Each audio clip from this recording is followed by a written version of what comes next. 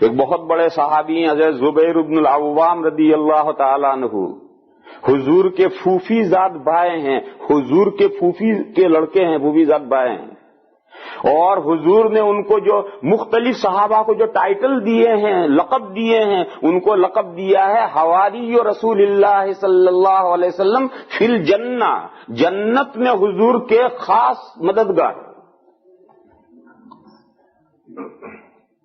عیسیٰ علیہ السلام کے حواری تھے نا، وہ جو عیسیٰ علیہ السلام کے خاص شاگرد حواری، وہ حواری لفظ حضور نے ان کے لیے استعمال کیا کہ جنت میں یہ میرا حواری ہے۔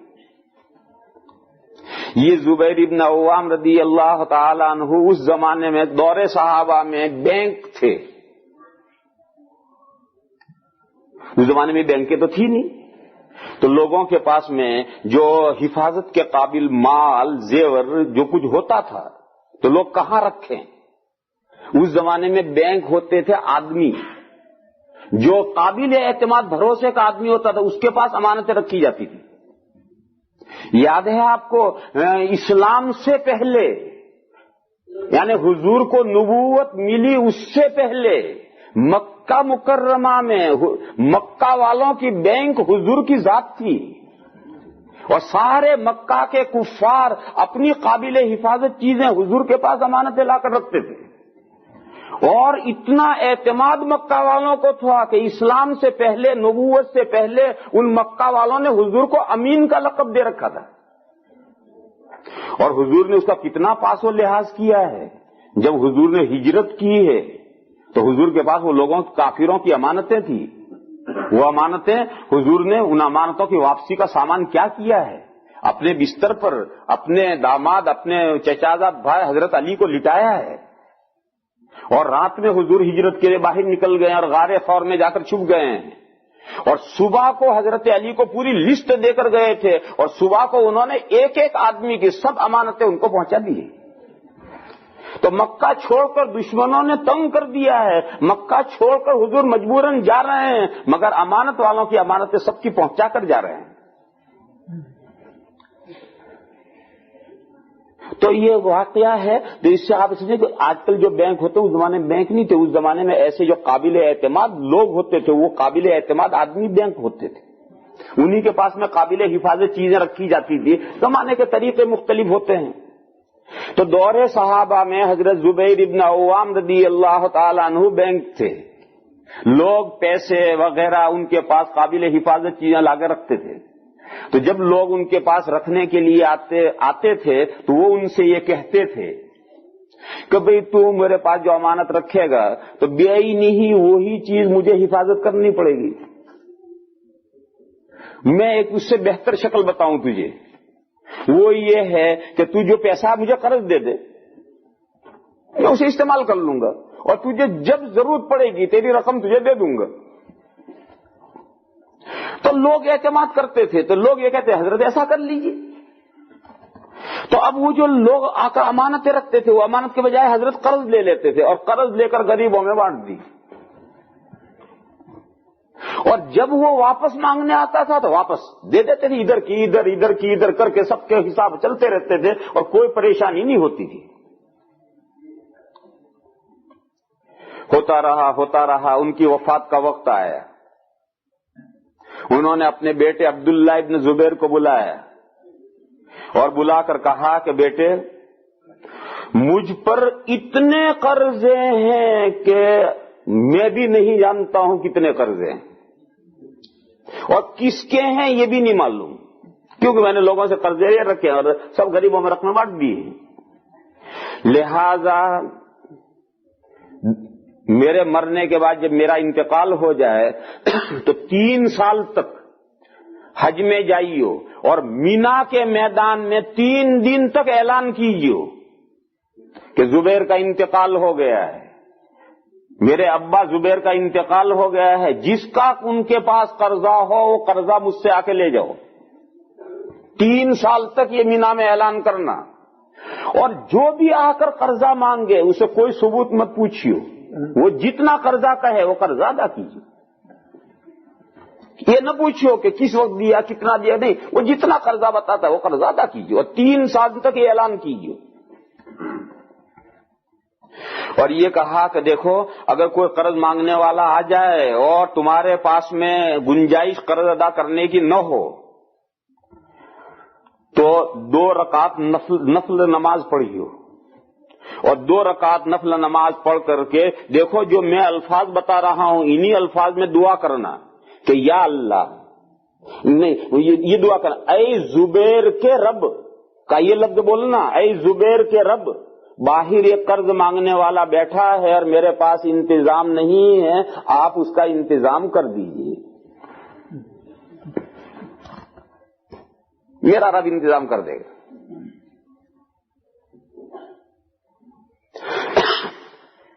خیر انتقال ہو گیا حضرت کا، 15-20 روز 25 روز تو کوئی قرضہ مانگنے آیا ہی نہیں۔ نیا غم کا معاملہ ہے، قرضہ مانگنے والے شروع میں ایک دم نہیں مانگا کرتے، لیکن جب غم ہلکا پڑ جائے گا تو اب تو قرض مانگنے والے تو بہرحال آئیں گے۔ تو ایک صاحب قرض مانگنے کے لیے آئے اور انہوں نے آ کر یہ کہا، بہت بڑی رقم بتائی مثال کے طور پر، کہ انہوں نے آ کر یہ کہا کہ میں نے حضرت زبیر کو 10 لاکھ روپے دے رکھے تھے، درہم دے رکھے تھے، لہذا مجھے وہ رقم چاہیے۔ اب 10 لاکھ کا لفظ سن کر ان کے تو پیروں تلے سے زمین نکل گئی، اس لیے کہ 10 لاکھ کا تو کہیں انہوں نے خواب بھی نہیں دیکھا تھا۔ تھوڑی بہت رقم بتاتے وہ انتظام کر کے دے دیتے، لیکن اتنی بڑی رقم بتائی کہ ان کے پیروں تلے زمین نکل گئی اور وہ تو فوراً اٹھ کر گھر میں چلے گئے، اور جا کر انہوں نے وضو کیا اور مصلی بچھایا اور نماز پڑھنی شروع کی، وہی جو طریقہ بتایا تھا۔ اچھا یہ صاحب جو بیٹھے آئے تھے، جب یہ کوئی عبداللہ ابن زبیر کوئی جواب دیے بغیر چپ چاپ اٹھ کر چلے گئے اندر، تو ان کو پشیمانی ہوئی کہ میں نے برا کیا کہ آ کر قرضہ مانگا، بیچاروں کے پاس انتظام نہیں ہے اور میں نے آ کر قرضہ مانگ لیا اتنا بڑا، اب یہ بیچارے شرمندہ ہو کر گھر میں چلے گئے، مجھے کوئی جواب بھی نہیں دیا، تو یہ شرمندہ ہو کر واپس لوٹ گئے، یہ شرمندہ ہو کر گھر لوٹ گئے۔ کہاں کا تھا؟ مدینہ کا تھا نہیں، باہر سے کہیں سے آیا ہو آدمی تھا، کون تھا اللہ جانے کون تھا۔ اب یہ تو گھر میں گئے، 2 رکعت نماز پڑھی، نماز پڑھ کر دعا کی کہ اے زبیر کے رب، باہر ایک قرض مانگنے والا بیٹھا ہے، میرے پاس انتظام نہیں ہے، آپ اس کا انتظام کر دیں۔ اب باہر آئے تو باہر تو کوئی نہیں، چارپائی خالی۔ اب ڈھونڈے بھی وہ آدمی کہاں گیا، معلوم نہیں کون آدمی تھا، کہاں گیا اللہ جانے کہاں گیا، بہت ڈھونڈا انہیں، ملا ہی نہیں کہیں آدمی کو۔ ابھی وہ اس آدمی کو ڈھونڈ ہی رہے تھے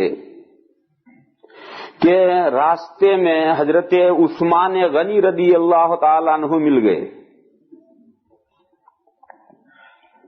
یا کوئی اور صحابی ملے، انہوں نے ان سے کہا کہ عبداللہ تمہاری وہ مدینہ کے باہر جو فلاں پلاٹ ہے، زمین ہے مکان بنانے کی، وہ زمین بیچنی ہے۔ تو چونکہ یہ واقعہ پیش آ گیا تھا کہ یہ قرض مانگنے آیا ہے اور ایسا اور بھی کوئی آئے گا، تو اب یہ زمین بکنے کے لیے گاہک آیا ہے، تو انہوں نے سوچا کہ بہت اچھا موقع ہے، ان کا جی بیچنی ہے۔ تو انہوں نے کہا کہ دیکھو اگر وہ تمہیں زمین بیچنی ہے تو میں 50,000 روپے دوں گا، میری یہ بولی ہے، اور مجھے تم سوچ کر کل جواب دینا، اور کوئی اس سے زائد رقم دے تو مجھ سے پوچھے بغیر سودا مت کرنا، اور مجھے سوچ کر کل جواب دو۔ بہت اچھا۔ شام کو حضرت معاویہ رضی اللہ تعالیٰ عنہ آ گئے، انہوں نے آ کر کہا کہ بھئی تمہاری وہ فلاں زمین ہے وہ تمہیں بیچنی ہے؟ تو انہوں نے کہا ہاں بیچنی ہے، اور 50,000 کا آفر ایک آدمی کر چکا ہے۔ انہوں نے کہا 1 لاکھ میں دوں گا۔ تو انہوں نے کہا کہ مجھے پہلے ان سے بات کرنی پڑے گی، کیونکہ پہلا آفر ان کی ہے، تو تم 1 لاکھ دے رہے ہو تو میں پہلے ان سے کہوں، اگر وہ بھی 1 لاکھ دے سکتے ہو تو ان کا حق پہلے ہے، کیونکہ آفر ان کی پہلے ہے، ان کا کوئی حرج نہیں، ان سے پوچھ لو، اور وہ 1 لاکھ نہ دے تو میں 1 لاکھ دوں گا۔ دوسرے دن ان کے پاس گئے، انہوں نے جا کے کہا کہ فلاں صاحب آئے تھے، انہوں نے 1 لاکھ اس کے لگائے، انہوں نے کہا میں اس کے 1.25 لاکھ دوں گا، اور دیکھو کل تک سوچ کر پھر بتائیے، جلدی مت کرو بیچنے میں 1.25 لاکھ دوں گا۔ شام کو وہ صاحب دوسرے صاحب پھر آئے کہ بھئی کیا ہوا، انہوں نے کہا تم نے تو 1.25 لاکھ کیا دیا، انہوں نے کہا میں 2 لاکھ دوں گا۔ یوں ہوتے ہوتے ہوتے وہ زمین جو کل 10,000 روپے کی زمین تھی، اس آپس میں کچھ کیا وجہ؟ اللہ تعالیٰ کے فیصلے ہوتے ہوتے وہ زمین 25 لاکھ میں بکی. کل 10,000 کی وہ زمین تھی. اس زمانے کے ویلیو کے اعتبار سے کچھ 10,000 کی زمین تھی, وہ زمین 25 لاکھ میں بکی. وہ ایک دعا کی برکت. بھائی زبیر کے رب, قرضہ مانگنے والا بیٹھا ہے, میرے پاس انتظام نہیں, آپ انتظام کر دیجئے. دیکھو زبیر کے رب نے انتظام کیا, 10,000 کی چیز 25 لاکھ میں بکوا دی. تو میرے بھائیوں, یہ تو ایک اور طریقہ ہے, مگر یہ طریقہ ہم میں سے ہر کسی کے بس کا نہیں ہے. حرب الحوث کے لیے دار و رسن کہاں؟ یہ تو کوئی بڑے لوگ ہیں, بڑے جو لوگ ہیں ان کا مقام ہے, لہذا اس کی تو ہرس کیجیے نہیں.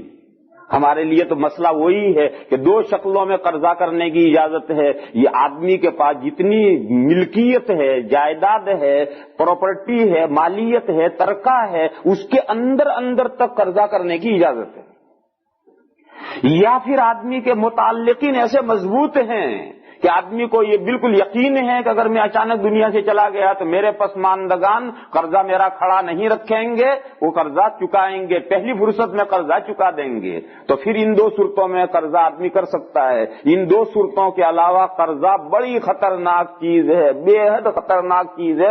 اتنی خطرناک چیز کہ حضور اس مخلوق کی نماز نہیں پڑھتے تھے, اور اتنی خطرناک چیز کہ حضور نے فرمایا کہ مومن کی روح اس قرضے میں پھنسی رہتی ہے جب تک وہ قرضہ نہ چکایا جائے.